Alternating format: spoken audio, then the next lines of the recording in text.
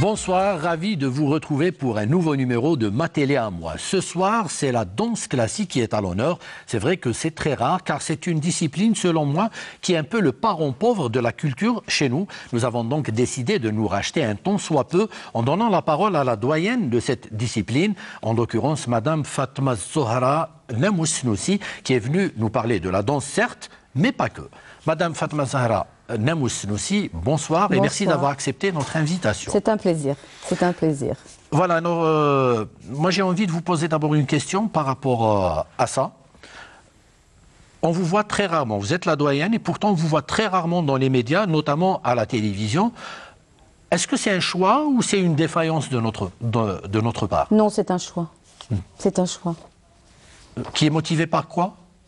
Par le fait que, pour moi, l'essentiel, c'est d'être dans des salles de danse, de travailler, de former et de consacrer tout mon temps, donc, à l'enseignement ou à la création de certaines œuvres. Et pour moi, la télé, c'est elle qui doit venir à moi. Je suis un peu comme ça. Et bon, et je prends le temps de préparer des produits de qualité pour pouvoir les annoncer ou les présenter. Donc c'est un temps que je consacre beaucoup plus à l'information. Mais là, en discutant tout à l'heure, vous m'aviez dit que vous aviez réalisé que vous pouviez faire des médias un allié pour vous aider dans la promotion de votre discipline. C'est un peu ça qui a motivé votre présence pour venir ce soir et c'est un honneur que vous le fassiez dans notre émission. Hein. C'est gentil et c'est la réalité. J'ai donc, comme vous le dites, je suis la doyenne donc, de la danse classique en Algérie puisque j'ai commencé mes classes juste après l'indépendance, à l'indépendance. Bon, le parcours a été très long, très enrichissant. J'ai eu le plaisir aussi de former certains élèves à Borj-el-Kifed après notre retour de notre formation à l'étranger, donc à Moscou. Et certains d'entre eux sont revenus aussi et sont aussi professeurs, chorégraphes, et qui sont derrière moi en me disant « il faut qu'on parle, il faut qu'on parle ». Nous sommes les seuls académiciens ayant une formation professionnelle en Algérie et on ne parle pas de nous et on n'est pas connus. Et ce qui est pour eux très grave, hein, parce que là, ils ont raison quand ils parlent, c'est que quand on dit « j'assure un cours de danse classique », il faut d'abord être pédagogue, il faut avoir suivi une formation pédagogique, et apprendre la méthodologie de la danse qui est très importante. On n'apprend pas ça comme ça en un temps rapide, ça demande des années. Ce qui se passe actuellement, un petit peu à travers le territoire, c'est que bon, c'est bien qu'il y ait des cours de danse. Mais il faut qu'il y ait une partie aussi d'honnêteté dans cet enseignement-là, c'est-à-dire quand on est pédagogue, on a une formation académique, c'est bon, on peut prendre en charge des enfants. Parce que ce qui est très important, c'est la formation de base. Tout à fait. Vous pouvez la rater. Oui. Et ça, c'est très dangereux, parce qu'un enfant vient à vous, en toute confiance, il vous dit « je rêve de devenir une ballerine ». Donc vous devez le prendre en charge. Et réaliser son rêve. Tout à fait, mais le réaliser d'une façon méthodique, pédagogique et honnête, ne pas faire n'importe quoi. Ce qui fait qu'actuellement, sur la place d'Alger, il y a beaucoup de personnes qui se sont donné des titres qui ne correspondent pas à la réalité. Donc demain, vous dites, chez mon enfant, j'aimerais bien qu'il fasse une carrière. Mais la base est importante pour qu'il puisse faire une carrière. Bah oui, s'il la rate, il ne pourra jamais la faire. S'il prend une mauvaise tangente dès le départ. Je pense qu'il faut qu'on arrive aussi à se dire, d'accord, je fais de l'animation, j'anime des cours de danse, mais ne pas prétendre être académicien, chorégraphe, quand on ne l'est pas. Tout à fait. Parce que le public vient à vous en toute confiance. Tout à fait. Ne pas le tromper. Parfois, je ne parle pas que de moi, mais même de certains de mes collègues, on vient souvent nous reprocher d'inviter des gens qui ne sont pas à la hauteur. Et moi, je dis toujours, c'est aussi un peu la faute de ceux qu'ils sont, puisque eux, ils refusent parfois de paraître à la télévision, et comme la nature a horreur du vide, donc la politique de la chaise vide profite certainement à certains charlatans qui viennent dire tout et n'importe quoi. Et ce n'est pas forcément toujours de notre faute. Alors, vous avez décidé de venir... Voilà, vous avez décidé de venir... C'est pour cela que je suis là aujourd'hui. Et vous êtes la bienvenue. Alors, on va d'abord découvrir ce que fait Madame Fatma Zahra Nnamous-Snoussi à travers ces quelques images et on revient pour en parler juste après.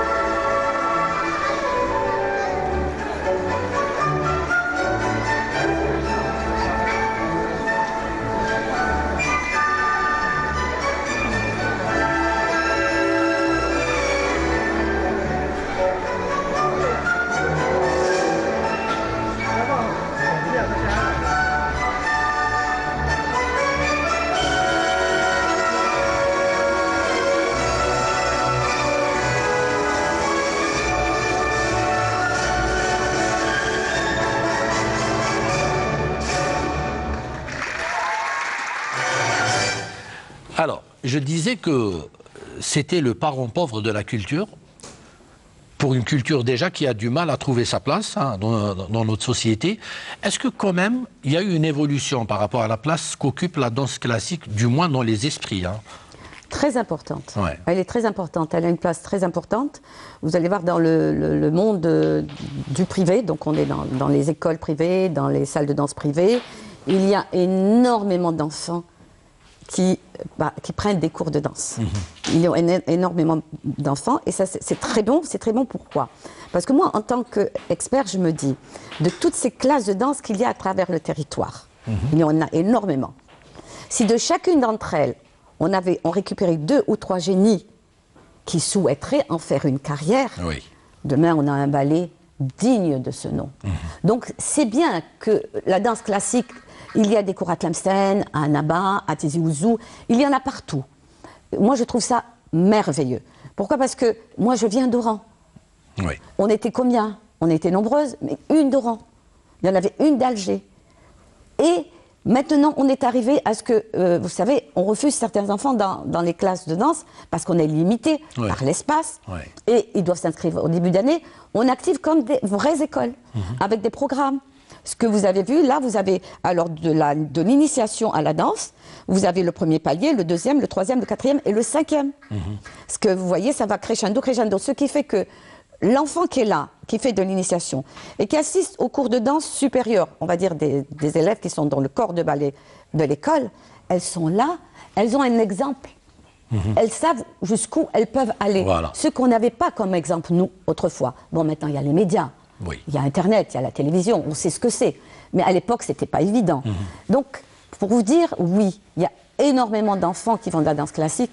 Et la danse classique n'est plus le parent pauvre, parce que vous savez, il y a des parents qui payent les cours très très cher pour que leurs enfants puissent réaliser leurs rêves. Oui. Moi, j'ai des élèves qui arrivent et elles disent « Oui, oui, oui, maman, je rêve de devenir une étoile, je rêve. Les parents font tout ce qu'ils peuvent pour réaliser le rêve de leur enfant. Alors, là, justement, vous parlez des enfants et des parents. Moi, j'ai envie de vous poser une question très naïve à laquelle sont confrontés la majorité des parents. Alors, quand on a des enfants, on a envie de les inscrire quelque part. Alors parfois on pense au sport avec toutes les disciplines qu'il y a, on pense au chant, on pense à la danse, on pense... Qu'est-ce qui me motiverait, moi, comme papa, d'inscrire ma fille ou mon fils à la danse classique? Vous savez, par expérience, et par ma propre expérience, vous avez souvent des enfants timides, renfermés, qui n'arrivent pas à s'exprimer en classe, dans la société, qui quelquefois ont peur de parler. J'ai eu des cas où l'enfant vous regarde comme ça quand il arrive. Bon, vous l'accueillez les bras ouverts, vous l'encouragez à venir se mettre à la barre. Le premier jour, elle est mécontente. Le parent persiste. Il faut qu'elle fasse de la danse. Au bout d'un mois, le cours se termine. Ah, on a déjà terminé? En fin d'année. Au début, non, moi je ne ferai pas le spectacle, moi je n'irai pas danser devant le public, non, moi je ne monte pas sur scène. Madame, quand on va au théâtre? Je veux danser au théâtre. Et d'année en année, vous voyez cette petite fille qui devient une adolescente avec de l'assurance, de la prestance et de l'intelligence. Parce que comme je leur dis, aux grandes, la danse classique, c'est les mathématiques, c'est de la géométrie. Parce qu'il y a des angles à dessiner avec son corps. C'est pour ça que je parlais d'académicien. On ne fait pas de la danse comme ça. Quand vous demandez un arabesque à 90 degrés, il doit être à 90 degrés, pas à 45 degrés. Et le corps, les muscles, les articulations s'adaptent d'une façon professionnelle. Comme avait dit un parent d'élève, vous faites de la sculpture avec nos filles. Ouais, c'est très beau. C'est très beau. Alors on va certes parler de danse, mais moi j'ai aussi envie qu'on parle un peu de Madame Fatma Zahra Namousnoussi pour comprendre pourquoi elle est devenue ce qu'elle est aujourd'hui. Alors pour ça, on doit un peu fouiner dans votre vie, dans votre enfance, et on va d'abord attaquer votre programme. Et vous avez décidé de démarrer avec une belle chanson. Vous avez tenu à ce que ça soit cette chanson, même si je vous avais dit que c'est une chanson qui pratiquement tourne en boucle dans notre émission, mais vous avez dit non, non, elle est belle, on s'en lassera jamais. Et c'est, alhamdoulilah, le Hajj Mohamed El Anqa.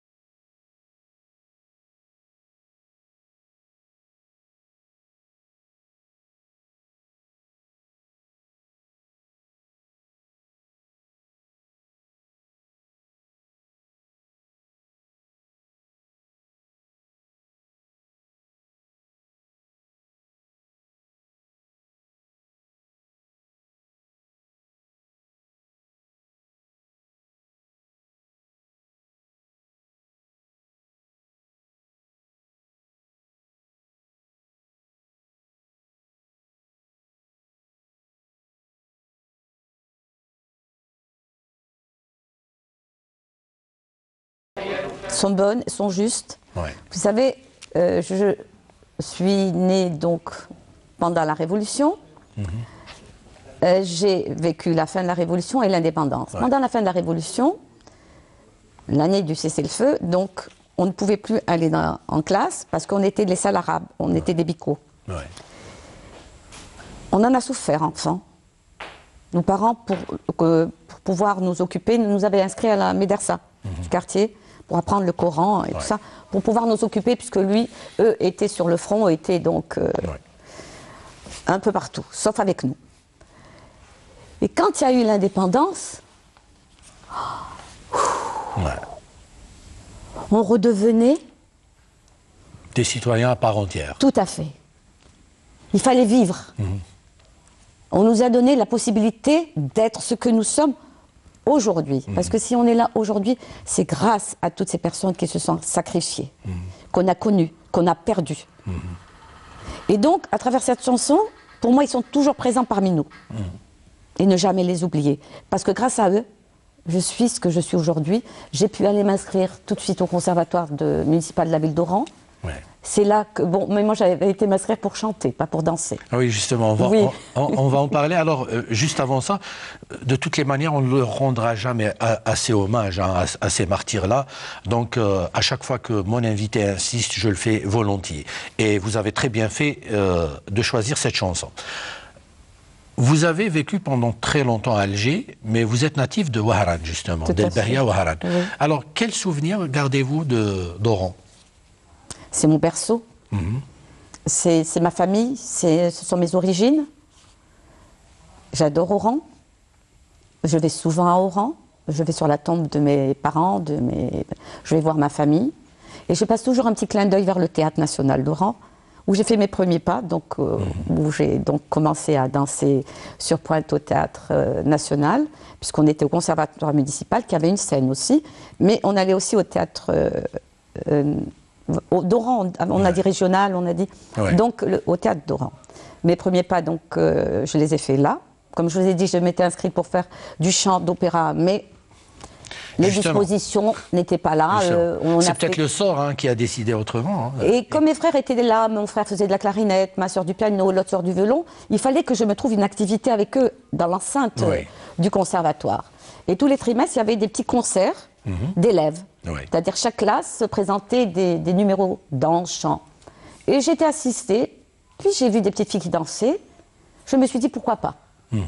Je me suis présentée au cours de danse, il y avait M. Rami Anfouk, un professeur français qui était là, m'a fait passer des petites auditions, des tests physiques, est-ce que je suis apte ou pas. J'ai entamé mes cours, la fin d'année arrive, les examens de fin d'année arrivent, puisque c'est ça une école, c'est ça une académie, il y a des programmes d'études. Bon, on est plusieurs à passer, des auditions l'une par une, et les résultats devaient être affichés 2 ou 3 jours après. J'arrive pour... donc assister à l'affichage aux résultats. Puis je voyais toutes les petites françaises, les petites pieds noirs, là, oui, pourquoi, c'est encore l'arabe, elle est là, elle est là. Je ne comprenais pas. Justement, avant de parler des résultats et tout, c'était perçu comment de voir une fillette algérienne parmi tant de pieds noirs, de françaises qui étaient au conservatoire? Vous savez, mes parents étaient très très fiers. Parce qu'on était libres, on était chez nous, et nos enfants faisaient ce qu'ils voulaient. Ils veulent aller à la danse, ils vont à la danse. Ils veulent chanter, ils vont chanter. Ils ont tous les droits. Aujourd'hui, nos enfants ont des droits. Elle a choisi la danse, elle va à la danse. Elle veut aller faire du tennis, elle fait du tennis. C'était vraiment la libération. Donc, et là, je me découvre en tête de la liste, félicitations du jury. Moi-même, là, je me découvre. Là, je me dis, moi, en toute modestie, je ne pensais pas. Effectivement, j'avais des dons et des qualités que j'ai découvert après. Donc vous vous distinguez très rapidement en remportant le premier prix. Tout à fait. Et vous m'avez parlé d'une scène qui est très touchante. C'était lors de l'inauguration du Palais des Sports à Oran. Alors, c'est quoi l'histoire? Mon Dieu, quand je me souviens vraiment, quand on est jeune, on est enfant, on est innocent, on ne se rend pas compte du message tout de suite. que l'on nous envoie. C'est quelques années après que j'ai compris. Il fallait inaugurer donc le nouveau Palais des Sports d'Oran. Et donc le conservatoire municipal devait animer cette inauguration. Entre-temps, c'est toutes les écoles d'Oran qui avaient ramené les élèves pour assister à cette inauguration. Donc la salle était comble. Ouais. On n'arrivait même pas à approcher du Palais des Sports. Il a fallu faire des têtes tours et passer par les souterrains. Tellement la salle était comble. Ils étaient collés à la scène. Bon, il y a eu pas mal de prestations, de petites filles qui passaient, 2, 3, 4. C'était toujours des noms donc, à résonance européenne. Oui. Au moment où ils annoncent le prénom, comme vous l'avez si bien dit, Fatma Zahra, on n'entend plus rien. You, you, y applaudissements, truc. C'était eux, à travers moi, en fin de compte. C'est ce que j'avais pas compris. J'étais jeune. J'ai dû danser sans... Je pouvais pas entendre la musique. C'était you, you, you, you. C'était merveilleux. Maintenant, je comprends cette dimension de l'époque qui était 63, 64, je pense. Alors, vous faites vos classes au conservatoire municipal d'Oran, mais après vous décidez de rejoindre la capitale. Oui. Mais avant de partir sur Alger, moi j'ai envie de découvrir une séquence que vous avez choisie pour rendre hommage à un grand monsieur du théâtre algérien, en l'occurrence le fils de Razawet, Abdelkader Alloula. Tout à fait. Voilà. On regarde. Qui m'a beaucoup soutenu. Il m'a beaucoup soutenu. D'accord. وطفيته في الحين خفت يدخل المدير ويسيبني نتكيف في المكتب نتاعو. قلت نقلد المدير، خديت الملف فتحته وبقيت نتكلم مع نفسي، مني الموظف البسيط سليم ومني المدير. كمشت وجهي، حطيت راسي، انطقت بقوة وصوت خشين. قلنا لكم عنوان الرسالة يجي في وسط الورقة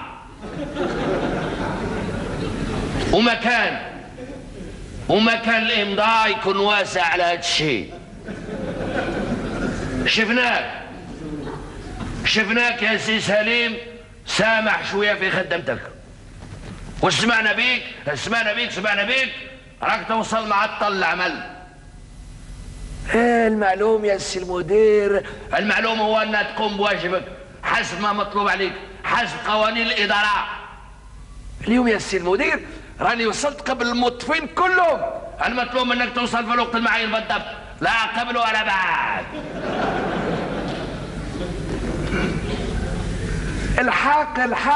الحق وهو تبدل سيرتك إذا بغيت تطلع في الدرجة. ولما جيت تفهم من سرحك تدخل المكتب نتاعي بغير ايدي، قول مان.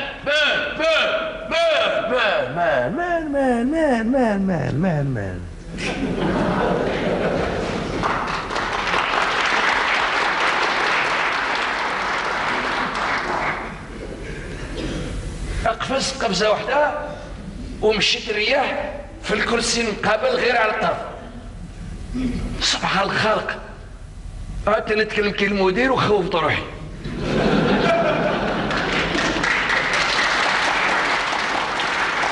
Il s'est pris au jeu.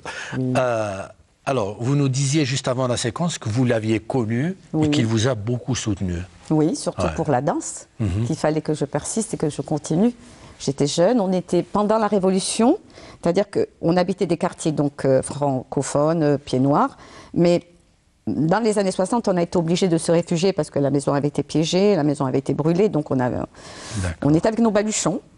Donc on s'est retrouvés à Saint-Antoine, donc dans un quartier populaire où pas mal d'eux, même le Alba, se retrouvaient dans ces quartiers-là. D'accord. Et ils tissaient des liens avec ma famille, avec mes parents. Moi, j'étais la toute petite, bien sûr.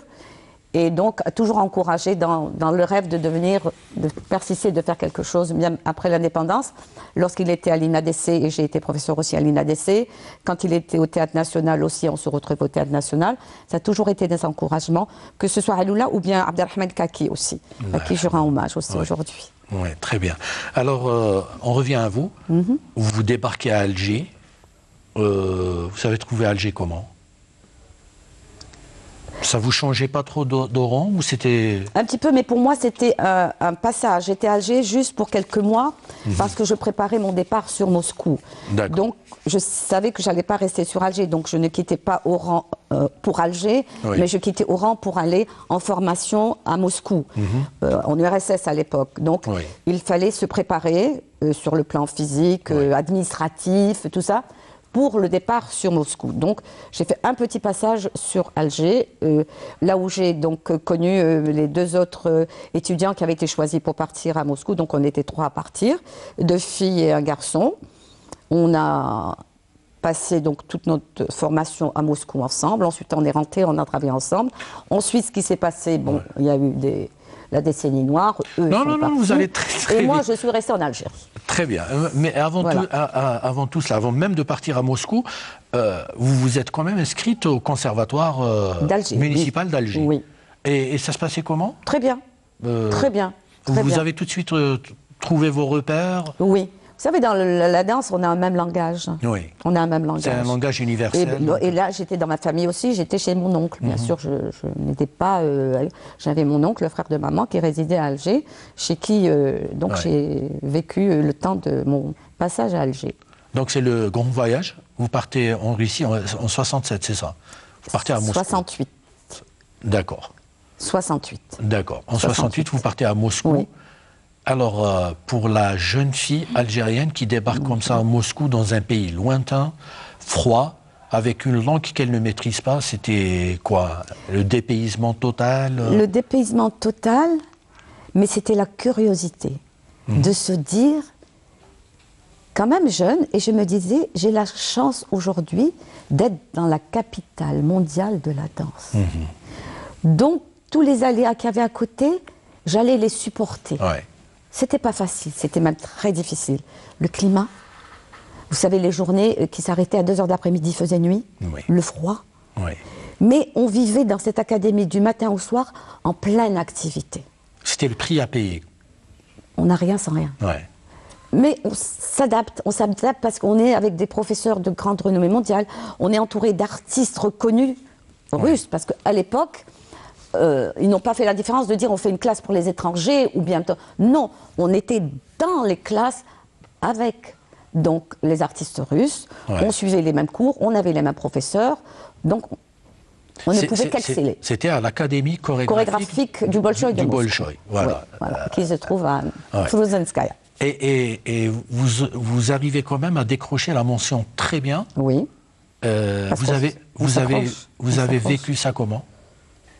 Bah écoutez, moi j'ai toujours vécu, et vous allez me dire, dans l'honneur et dans la confiance qu'avaient mis mes parents en moi. Il fallait que je réussisse.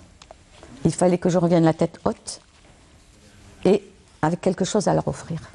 Parce que qui permettait à sa fille, à sa jeune fille, en 68, de partir? Vous savez que dans l'entourage de mes parents, certains disaient, elle ne reviendra plus. Tu as perdu ta fille. Il faut dire les choses telles qu'elles sont. Et papa avait toujours une phrase... C'était le cas, pardon, même pour les hommes. Il y a ceux qui partent et qui ne reviennent plus après. Mais papa, qui repose en paix, disait toujours, c'est ma fille. Je la connais. Et ça s'arrêtait là. Et donc, je voulais quand même lui montrer qu'il n'avait pas eu tort. Vous n'avez jamais trahi sa confiance. Du tout. Du tout. Alors, par rapport à la Russie, qu'est-ce qu'ils ont que nous n'avons pas et qu'est-ce qu'on a qu'ils n'ont pas? Ce qu'ils ont, d'abord c'est la culture, les traditions, l'art prime. Vous savez que quand on était étudiant à Moscou, la bourse d'études de la section artistique était le double du médecin, de l'ingénieur ou du pilote. Carrément. Même qu'une fois, il y avait des étudiants algériens à l'ambassade qui disaient « Comment? Eux, ils font de la danse. Ils ont le double de nous qui faisons médecine et ingénierat et la culture. » C'était le summum. Pourquoi on parlait des ballets russes? Parce que l'investissement est fort en eux. C'est l'image, c'est la vitrine de la culture russe qui était très importante. Et l'enseignement est rigoureux. C'est-à-dire qu'il y a des sélections qui se font très tôt. Au jardin d'enfants, ils sont pris en charge pour des tests. est-ce qu'il va pouvoir faire de la musique, de la danse, des arts plastiques, du sport, vers quoi? L'enfant est pris en charge. On l'aide à trouver son chemin. La danse, vous savez que l'académie, c'est à 10 ans. 10 ans, 11 ans, pourquoi? Parce qu'ils récupèrent les enfants qui sont dans les conservatoires, dans les maisons de la culture, dans des sales trucs, et ils font des tests pour acquérir une place dans une académie pour une formation professionnelle. C'est-à-dire qu'ils vont se consacrer qu'à la danse. Et là, vous avez, j'ai assisté à un recrutement, mais c'était l'URSS, hein, 500 enfants qui venaient de toutes les républiques pour pouvoir accéder à cette académie. Ils en prenaient 50. Les places étaient très chères. Très, très chères. Parce que c'est au centimètre. Hein. Ouais. Vos épaules, vos hanches, vos coudes, vos bras. C'est pour ça que vous avez des étoiles après. Ouais. Et malgré ça, vous êtes arrivé à vous imposer et vous allez connaître le succès et la réussite en Russie. Parce qu'il y a la persévérance. Et puis, ce qui est important dans l'enseignement chez eux, c'est quand il y a le contact entre les enseignants et les élèves, et on comprend pourquoi ils sont exigeants, ils sont sévères, parce que c'est la discipline qui le demande. Mais une fois qu'on a fini, qu'on a travaillé, on peut sortir, on peut aller manger ensemble, on peut rire ensemble, mais le travail, chaque chose dans son temps. Le travail. Voilà. Il ne faut pas mélanger. Voilà. Il faut pas mélanger. Et c'est important de le comprendre. Alors, malgré la réussite et le succès, vous décidez quand même de rentrer en Algérie. Alors, moi, juste avant de parler de ce retour en Algérie, vous avez également décidé, alors ce qui est bien, c'est que vous rendez pas mal d'hommages ce soir. Vous avez décidé de rendre hommage à un grand comédien aussi. Cette fois-ci, c'est Serwished. Alors, on va voir quelques séquences de Serwished et on revient juste après.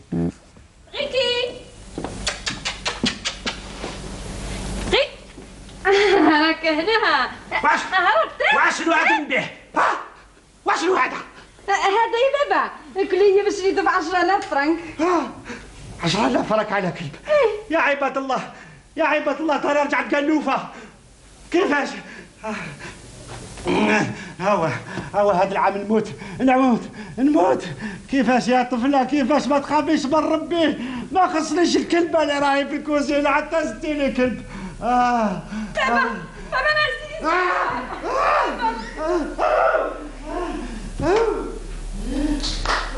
الله لا يربح الزمن إلا أنا كلبة الكلبة تاكل لك على رقبك يا وحدة مسودة سعد الكلب انت هو يا مسودة سعد الجد النهار كامل وليل كامل ولجات تنبح هب شوف تساعدك يوخدك هيا دقيقة نتشابك ولا نروح نعمر كريستي اللي تنفعني وتشد لي الكلب يا وحدة مسود. واحد الولد راه جاب لنا هذا الباكي من عند كارمان قال لك فيه اوروبا. جيب نشوف. ما عليه لا اوروبا من عند كارمان. يا ربي ضربي اوروبا. شحال شابة هذاك الزين هادي اوروبا بصح. نشوف غاية وجاتني الزينة. خالفة معزة سليمان شوف داك الزين شوف وجاتني سوا مليحة. لا الولد راه يستنى. واش راه يستنى؟ 45,000. والله ما نخلصو والله ما خلصك اخرج ما خلص شوف بديت حنا تندروك ما خلص. Alors, pourquoi Serwished? Écoutez, quand on est rentré de Moscou, le ballet national avait pour résidence le TNA. Et le TNA, donc, on travaillait en commun avec les comédiens. Donc, on se côtoyait, on se voyait tous les jours. Et c'était un monsieur qui était très passionné aussi de danse et qui assistait aux cours, aux répétitions. Et nous aussi, on assistait donc à ces répétitions de théâtre et on avait lié des amitiés entre nous. Mais très gentleman, très artiste, très jovial, vraiment. De bons souvenirs. Et vous m'aviez dit tout à l'heure puisque vous passez souvent par le TNA, Oui. et à chaque fois que vous passez par le TNA, c'est beaucoup d'émotions, parce que ça vous rappelle les Azdin Mdjoubi, les Sonia, les Bouguetaf. Monsieur Mustafa Kateb aussi, Mustafa à qui Kateb. je rends toujours hommage, parce que c'est lui qui a eu l'idée de la création de l'INADC. Oui. C'est lui qui a ouvert l'école, donc l'Institut national d'art dramatique et de chorégraphie de Bourges-Kiffen. Oui. C'est lui qui avait ramené des professeurs de l'étranger, que ce soit dans le domaine du théâtre et de la danse. Donc le théâtre, il y avait beaucoup d'Égyptiens. La danse, au début, avant qu'on arrive, il y avait des Bulgares. C'est-à-dire que c'est lui qui, dès le départ, a mis le niveau très élevé dans la formation. Donc que ce soit dans le théâtre, là où on a donc côtoyé Sonia, Flag, tout le monde est sorti donc de l'INADC, dont les artistes du ballet national, dont on parle moins, parce qu'à l'époque c'était pas le ballet, c'était l'ensemble de danse populaire. Donc dans un ensemble, c'est un corps de ballet. Il n'y a pas beaucoup d'individualité, c'est-à-dire il n'y a pas de soliste, il n'y a pas un personnage qui est mis en avant. C'est des danses d'ensemble en fin de compte. Donc on parlait beaucoup plus de comédiens que d'artistes de ballet. C'est pour ça qu'on disait que c'était le parent pauvre du théâtre à l'époque. Tout à fait. C'est pour cela qu'on a fait de sorte qu'on a créé des textes pour créer l'institution qui est devenue le Ballet National, ainsi que l'Orchestre Symphonique de Musique Classique. Donc on a fait quand même pas mal de chemin et de choses positives. Alors, on revient à vous. Le retour en Algérie, vous l'avez vécu comment? Ça avait changé pour vous? Pas trop? Non, j'ai toujours été, vous savez, j'ai ce brin de... C'est pas pour me jeter. Je suis très nationaliste. Je suis très jalouse des autres. Et je veux que chez moi, ce soit pareil. Je ne dis pas vraiment mieux, parce qu'il faut être réaliste. Mais au moins que ce soit la même chose. On a du potentiel. Vous savez qu'à l'époque, quand on est revenu, il y avait une crise dans le recrutement des artistes de ballet hommes. Il n'y avait pas beaucoup d'hommes qui allaient vers la profession de la danse. En Algérie, on en avait plus qu'on le voulait, avec un talent fou. Parce que là, le corps est là. Mais bien sûr, certains craignaient ce qu'on allait dire Bon, ça n'existe plus. Merci, ça va très bien. Nous avons des artistes de ballet hommes, mariés, pères de famille, ça danse, ils font de la danse, ils font de l'enseignement. Et je dis, on a gagné. On a gagné, puisque ils sont reconnus, en fin de compte, dans la société, ils sont reconnus dans leur famille, au point même où on leur demande d'assurer des cours à leurs propres enfants. Tout à fait. Donc là, c'est une réussite. Ben oui, la reconnaissance. Absolument, absolument. Alors, même en revenant en Algérie, vous partiez comme ça de temps en temps aussi à l'étranger pour des formations de... je dirais, de mise à niveau. 2 mois, à Prague, à Bratislava.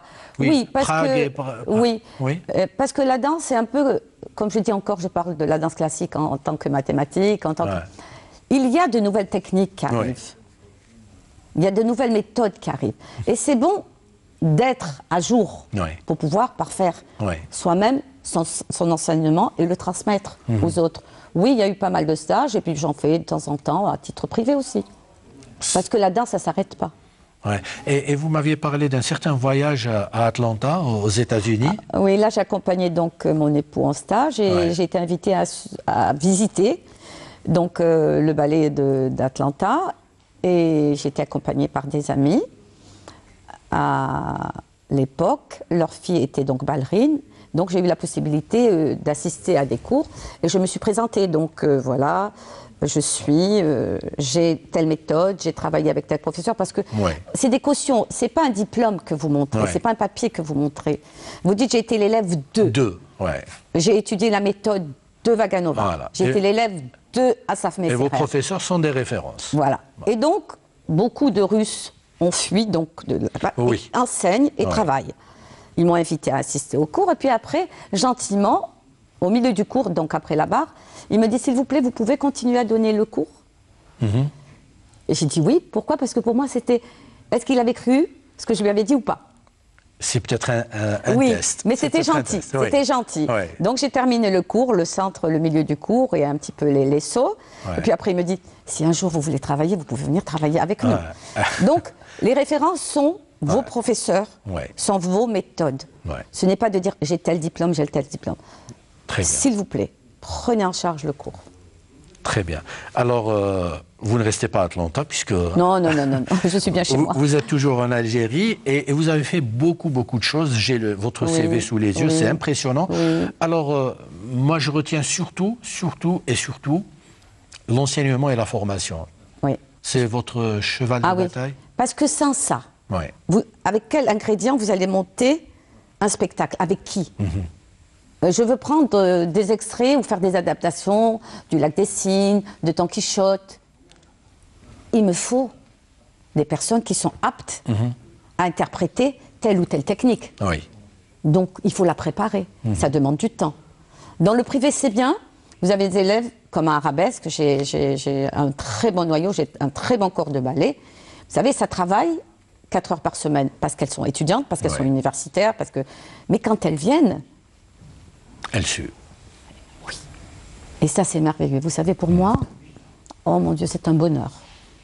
Et c'est important aussi de transmettre ce qu'on a appris nous-mêmes. Hein. Vous savez, quand je revois certains élèves qui sont professeurs, comme il y en a un qui est professeur de technique au ballet actuellement, j'arrive et je vois Djamel. C'est mon langage, c'est mes enchaînements. Je me vois à travers lui et je suis heureuse parce que j'ai dit, et voilà. Et voilà, c'est là. Voilà. En fin de compte, vous n'avez pas perdu votre temps puisqu'il y a une bonne relève. Hein. Tout à fait, il y a une relève. Voilà. Oui. Alors, si vous permettez, on va juste voir quelques images aussi de danse contemporaine que vous avez choisies. On les voit et puis on revient juste après. D'accord.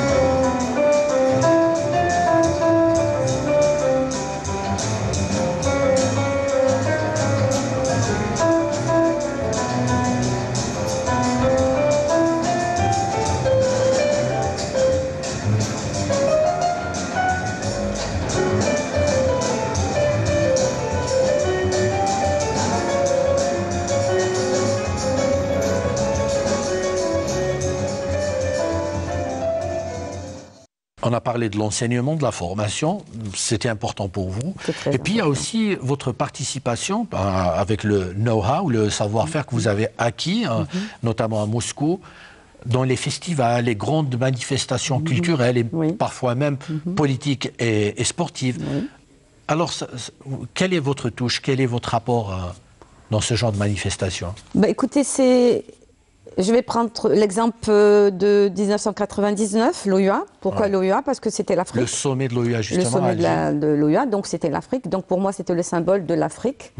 Donc on a sélectionné, donc j'avais sélectionné certains groupes de danse traditionnelle du Grand Sud, Ribet Tindouf, Taman Rasset, Ilizi, Janet, le grand chanteur aussi Bali que Dieu, enfin qui repose en paix, avec lequel on a travaillé pendant 2 mois pour monter le spectacle donc d'ouverture du sommet et que j'avais donc intitulé Le Grand Sud.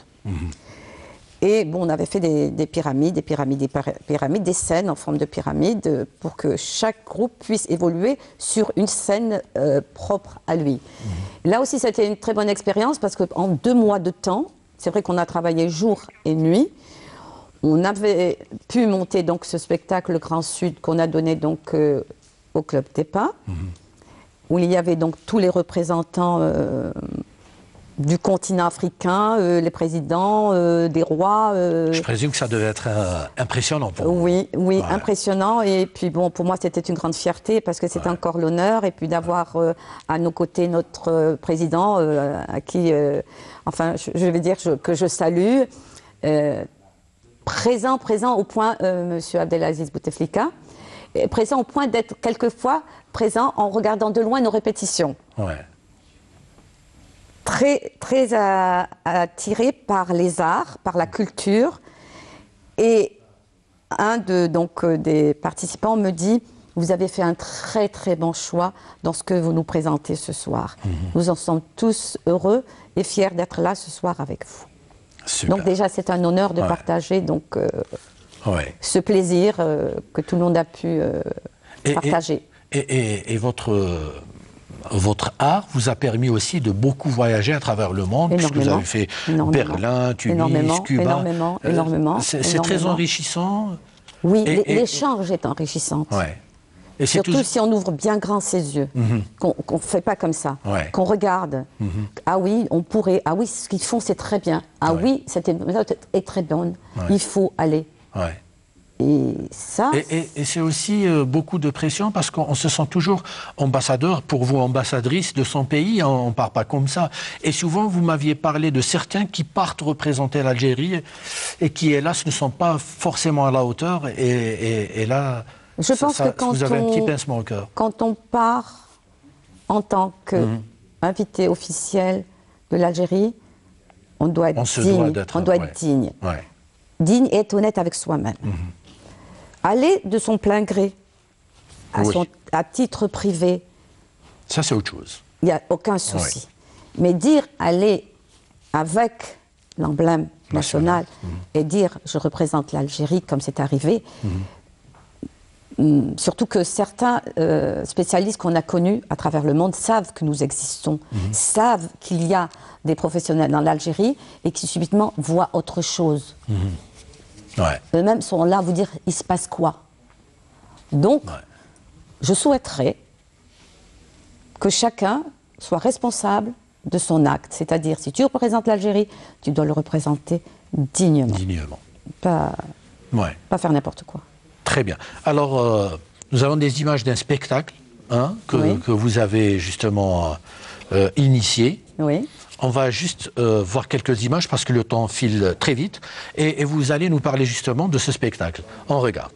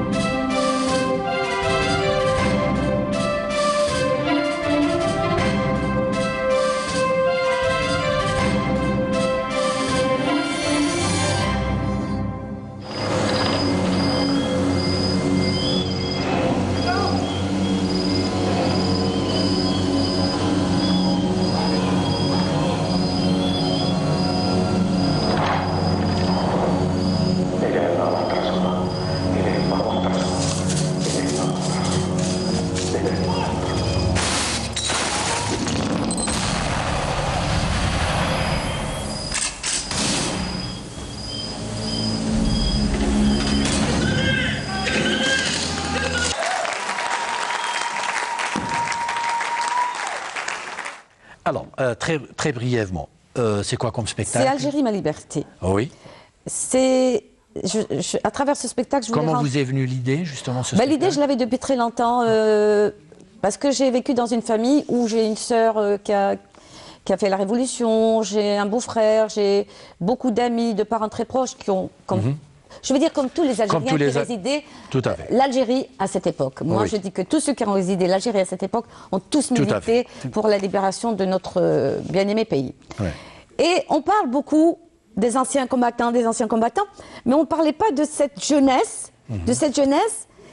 qui ont quitté le lycée avec leur cartable et sont montés directement au maquis sans même dire au revoir à leurs parents. J'ai vécu ça à travers ma famille, à travers les amis de ma sœur, des filles qui sont parties, qui ne sont jamais revenues, les filles Ben Smaïn, par exemple, et tant d'autres, et tant d'autres. Je me suis dit, il faut que je leur rende hommage à tous ces jeunes gens qui ont quitté le lycée, qui ont eu le courage, 13, 14 ans, du lycée partir sans même pas retourner à la maison de peur que les parents ne les retiennent ou ne leur interdisent de partir au maquis. Ouais. Donc à travers Algérie, ma liberté, je montre cette jeunesse, cette beauté, cette jeunesse qui part et qui se sacrifie pour notre liberté. Super. Alors, il y a aussi un point pour moi qui est très important. Vous êtes commissaire du Festival international... Culturel international de danse contemporaine. Ça vous fait quoi d'être commissaire? C'est D'abord, c'est une reconnaissance pour moi. Et j'en remercie M. Azzedine Mioubi qui m'a donc nommé commissaire du Festival culturel international de danse contemporaine. Il m'a beaucoup soutenu. Lui aussi aime beaucoup les arts chorégraphiques et lyriques. Il participe à tous les festivals. Il nous soutient, il nous parraine. Parce qu'il faut dire les choses telles qu'elles sont. C'est la réalité. Il y a des personnes qui vous aident. Il faut le dire. Moi, je suis... Il faut être positif. Parce que le ministre est là, il est présent aux ouvertures, aux spectacles. C'est pas évident. Dans le passé, on n'avait pas toujours ce plaisir d'avoir les ministres présents aux ouvertures pendant le festival, et aux clôtures. Il est là, il répond, il est présent, il parle avec tout le monde. Il aide beaucoup le festival. Ce qui est très bien dans ce festival aussi, c'est que nous prenons encore du temps pour les masterclass.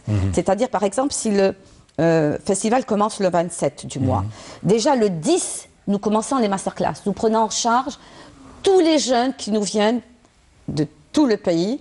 Il y a des compagnies à Batna, il y a Ain Defla, il y a Chlef, il y a Saïda, il y a Oran, il y a Tiouzi Ouzou. Des jeunes merveilleux qui viennent de toutes les régions. Des fois, on en a une centaine qu'on prend en charge, qu'on héberge, qu'on nourrit, qu'on transporte, à qui on donne un enseignement. On enrichit leur technique et ils sont toujours heureux, ils sont toujours les premiers à être présents. Et grâce à cela, ils sont invités à monter des spectacles avec d'autres compagnies. C'est-à-dire que vous leur donnez la chance, justement, de la matière pour pouvoir continuer. Et au niveau de leur wilaya, ils assurent des cours, ils ouvrent des ateliers de danse et ils transmettent ce que nous, on leur transmet pendant ce temps dans les masterclass. Et que je retrouve des fois à la télé, je les vois, ils sont là dans tel ou tel spectacle. Et je me dis, c'est bien, on a... Il y a un après-festival. C'est-à-dire, il n'y a pas que l'événement du festival. Il y a avant, un pendant et un après-festival. Et après qu'on prend en charge. Parce qu'il nous reste un fichier, en fin de compte, artistes. Et quand on en a besoin pour des productions, ils arrivent. Très bien. Alors, il y a comme ça une petite parenthèse que j'ai envie d'ouvrir. Je sais que vous ne teniez pas vraiment à en parler, mais moi j'ai estimé que c'était important parce que vous êtes un exemple de courage aussi, puisque vous avez connu un épisode assez difficile dans votre vie, que vous avez pu surmonter. Et moi je me dis sans aucune démagogie, ça pourrait également être un exemple pour ceux et celles qui nous regardent et qui un jour pourraient éventuellement être confrontés à une telle situation. Et je parle bien sûr de votre maladie. Oui. Vous savez, il ne faut jamais dire ça n'arrive qu'aux autres. De un. De deux, quand vous arrivez, vous avez l'impression que le ciel ça y est, vous tombe c'est fini. sur... Je suis fini. Ça y est, je dois me préparer à préparer mon entourage et tout le monde à mon départ. Bon, il fallait faire face.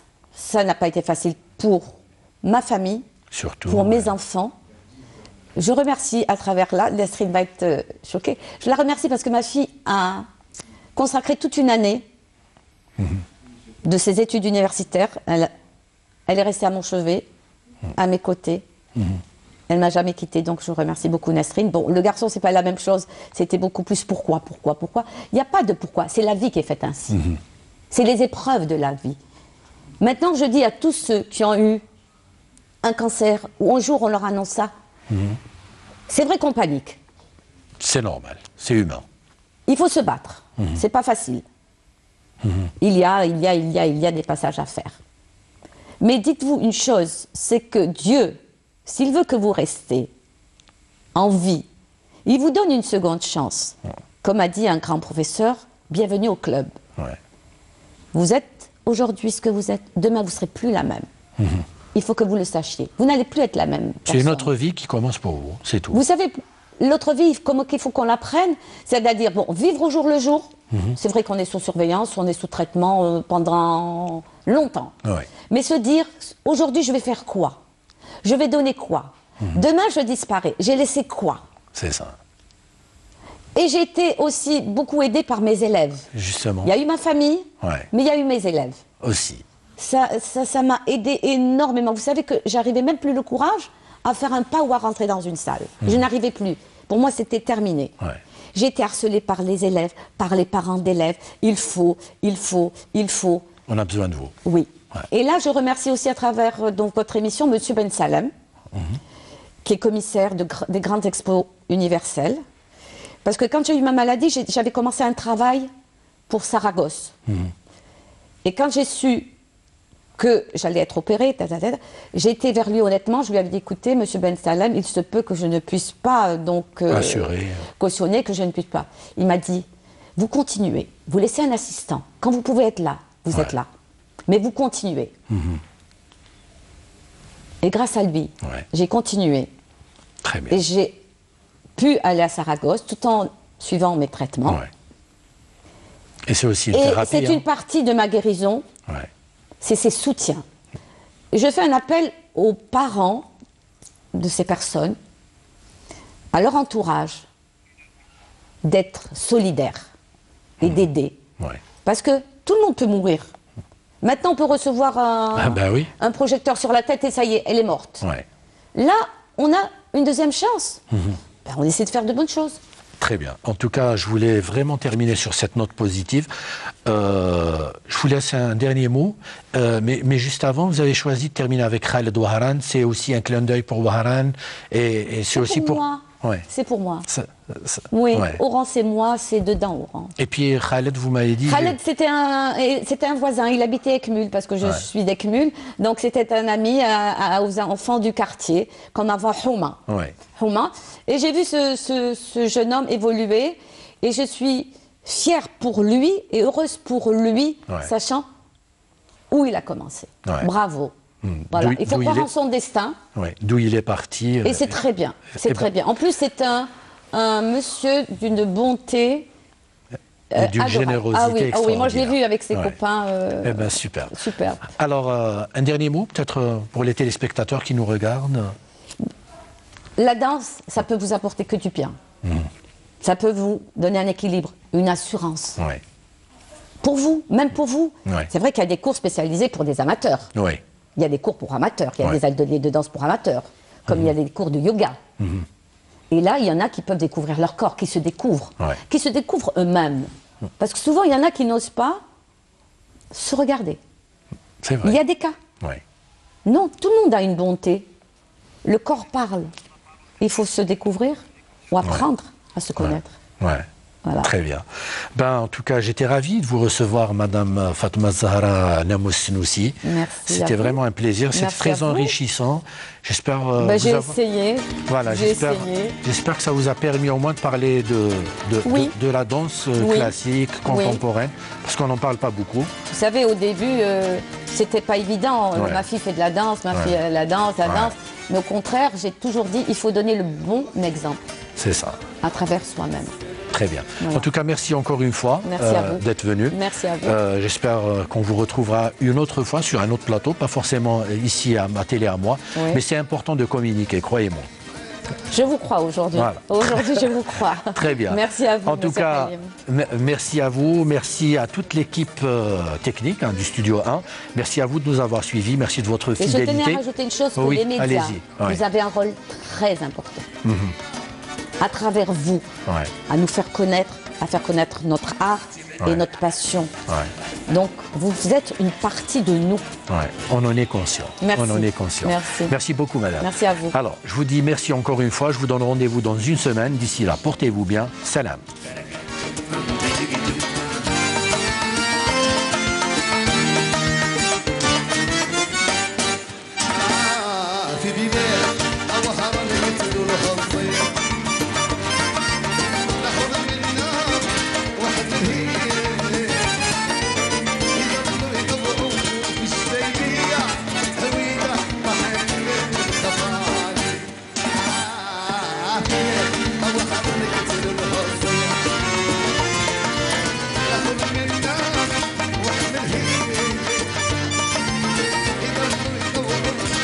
ضربية حبيبة أحن للخفاء